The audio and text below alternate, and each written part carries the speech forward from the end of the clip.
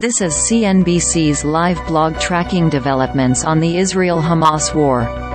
See below for the latest updates.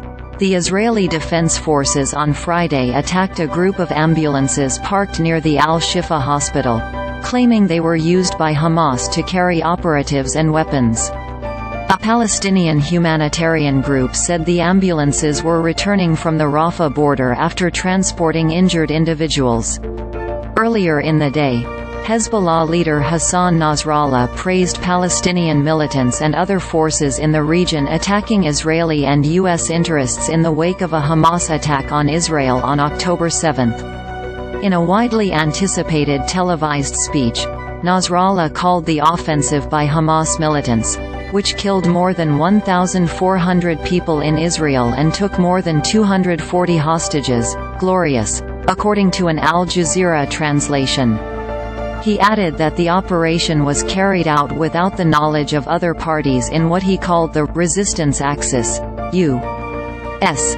Secretary of State Antony Blinken met with Israeli Prime Minister Benjamin Netanyahu Friday morning after the White House called for a humanitarian pause in the ongoing conflict between Israel and Hamas.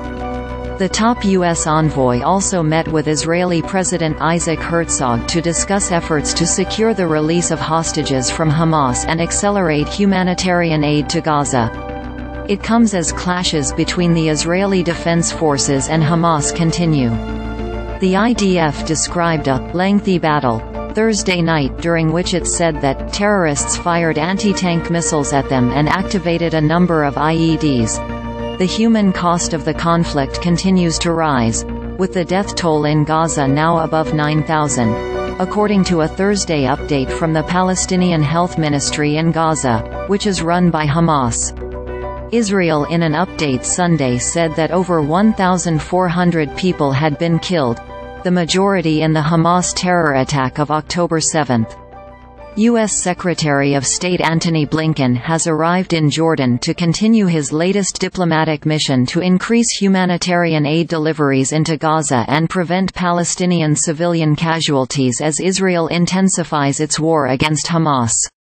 Blinken, whose call for Israel to temporarily pause some military operations to allow assistance in and foreign nationals out appeared to be rejected by Israeli Prime Minister Benjamin Netanyahu after they met in Tel Aviv earlier Friday, will meet Jordan's King Abdullah II and the foreign ministers of Jordan and perhaps other Arab nations on Saturday.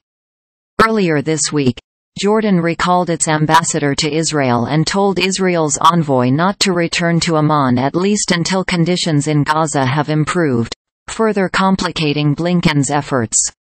In addition to aid distribution, allowing foreigners out of Gaza and securing the release of hostages held by Hamas, Blinken is looking to persuade Jordan and other Arab states to begin thinking about the future of Gaza, if and when Israel succeeds at eradicating